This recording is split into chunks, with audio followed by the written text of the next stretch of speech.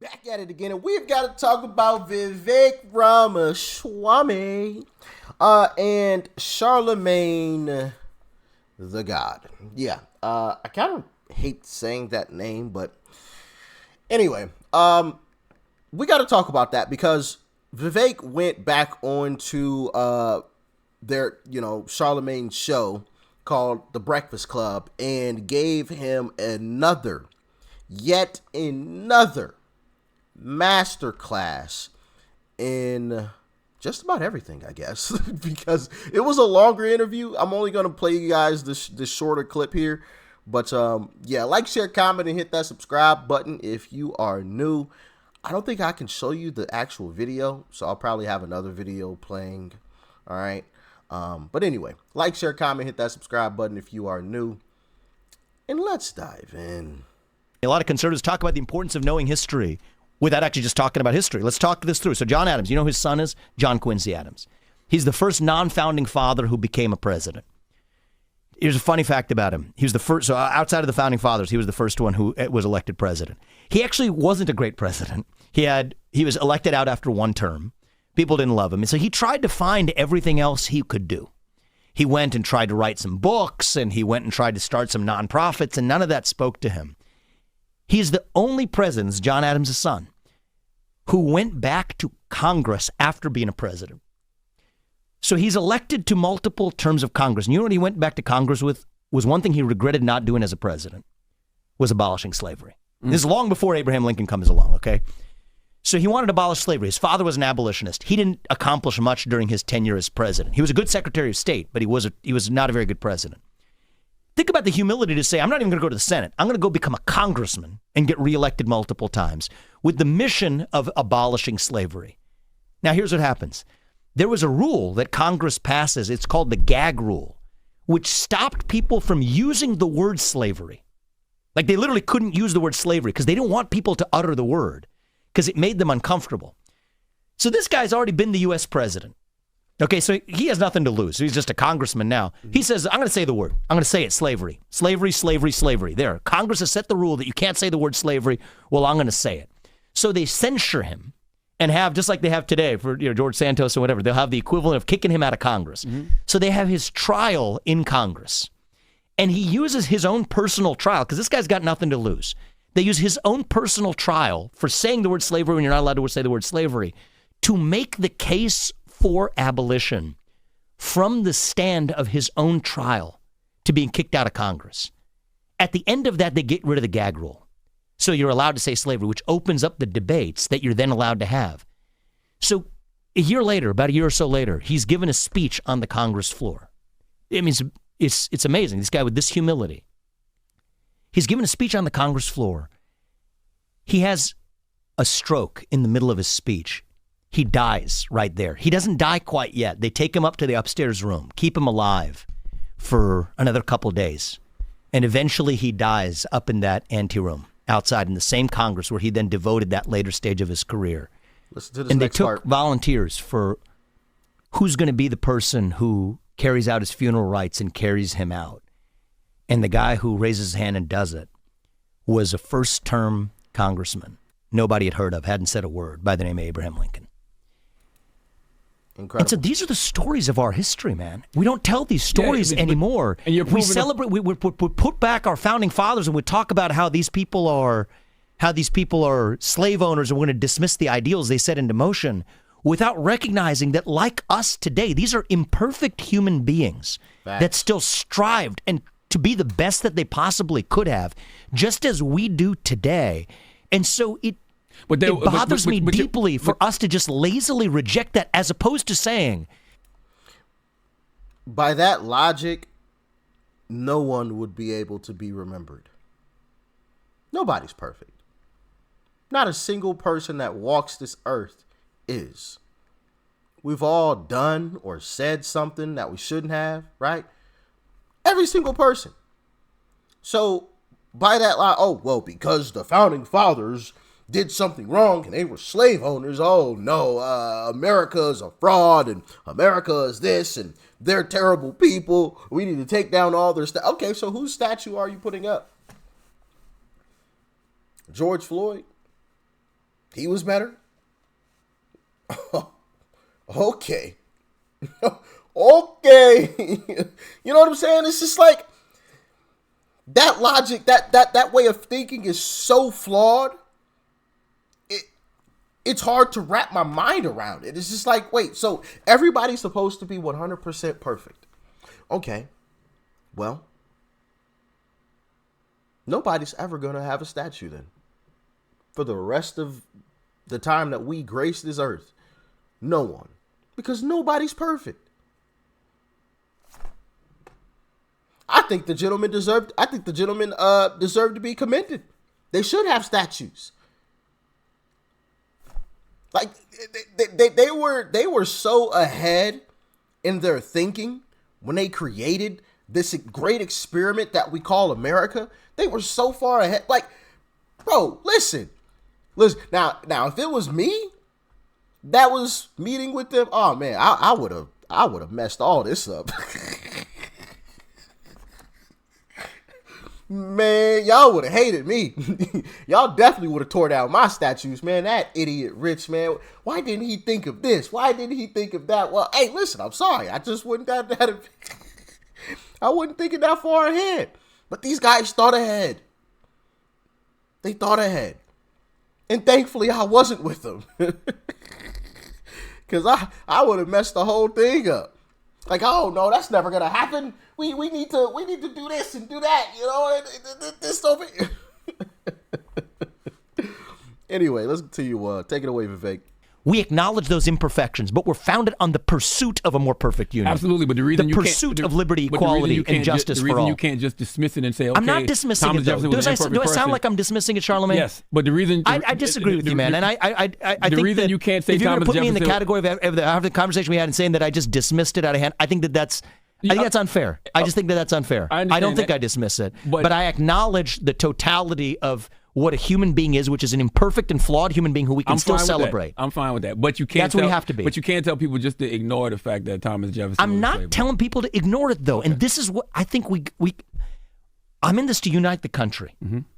And I think if we're going to take this seriously, every one of us has to acknowledge the full nuances of our history in every direction. To say that we're not going to listen to Thomas Jefferson or that our founding was illegitimate because they were deeply imperfect and flawed is every bit as bad as somebody who's going to say that I'm going to entirely dismiss the fact that they were slave owners.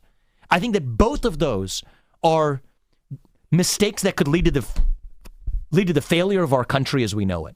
I think our country will cease to exist if either side of our debate is on one hand willing to say, oh, slavery was some made-up myth, and actually, I don't know, it was in the interest of, people could say such things, it was the interest of black people to be slaves, whatever. Ridiculous. Okay. Well, I think that if we have a different side that says our founding fathers who wrote a Declaration of Independence founded on the pursuit of a more perfect union, right? The pursuit of liberty, equality, and justice for all. Not claiming we're perfect, but that we're a nation founded on freedom for all who aspire to have it, and that we're imperfect. But we eventually got there 250 years into as darn close as we've ever been. To reject that and say that we can't celebrate that founding because they made a mistake of being slave owners.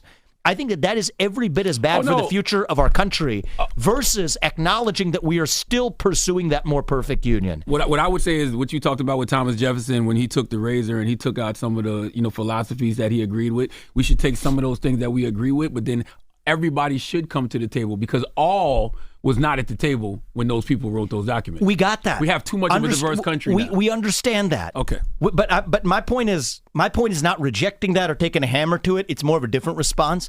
It's like, we got it. Like, like at a certain point, we've got to say, we've got it. We don't, though. No, but we can, but we don't. We got it, and now it's time for 360-degree mercy, clemency, forgiveness across the board, and that we're moving forward as one nation under God. And I think that moment is now, actually. It is now. But the problem is too many Democrats, their only re-election campaign is to keep racism alive, to whine, cry, and complain about racism.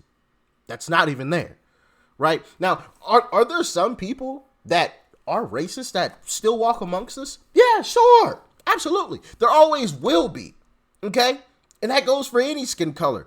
That goes for black people too. As a matter of fact, I've seen more racist black folks than I ever have white. I'm just speaking facts. Some people may not like me saying that, but I don't give a damn.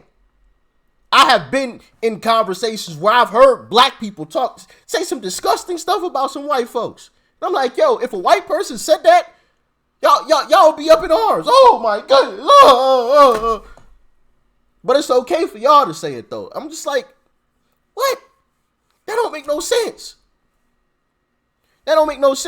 Whatever happened to judging a person by the content of their character, not the color of their skin? MLK. And I know I said that backwards. But anyway, I ain't have no Joe Biden moment. I'm well aware of what I just said, right? This stuff is ridiculous. Who said it? It wasn't Samuel L. Jackson. Crap.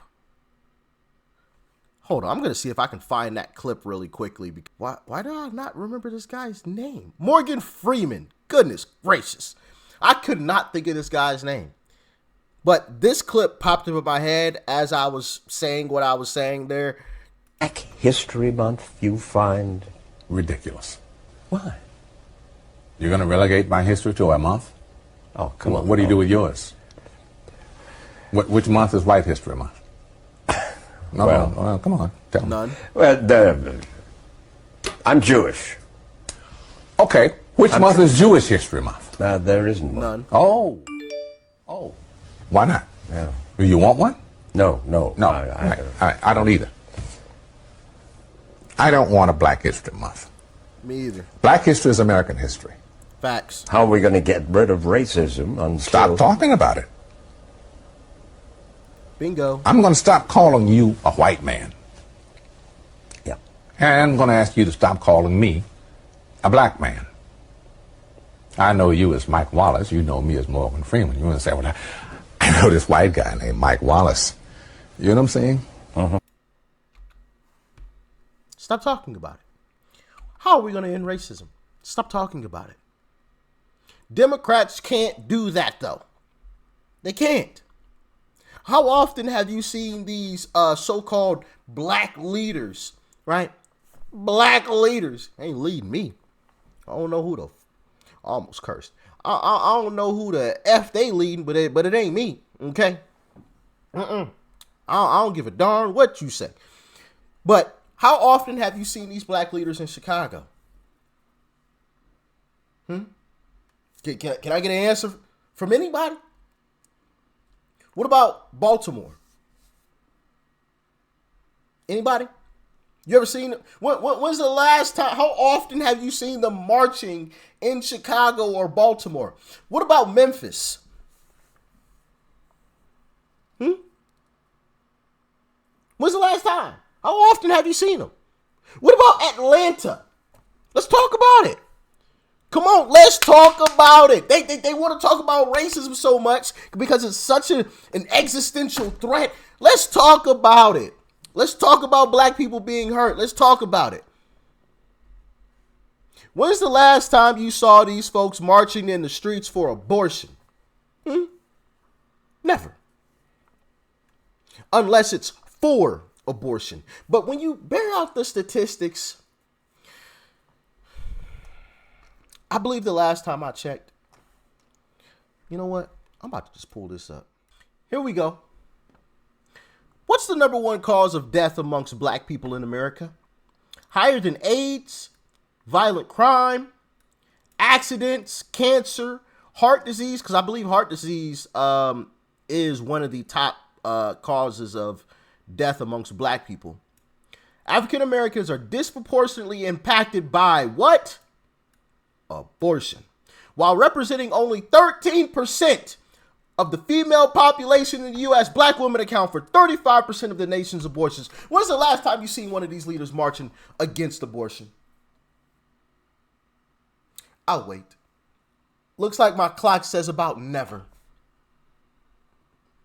When have you seen them marching in the streets about gun violence amongst black people, black on black crime in one of the cities that I named? Now, riddle me this. When's the last time you saw one of these so-called leaders marching out in the streets when a white person allegedly does something against a black person? Every time, right? Every time. It's like clockwork. Every time.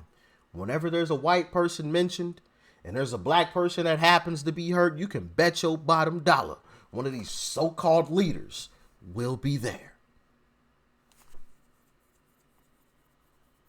All they want to do is make money.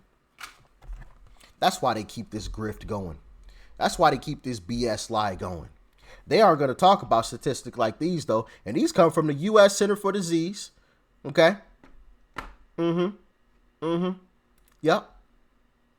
They ain't gonna talk about that, though. I wonder why. Peace and love, y'all. I'm out.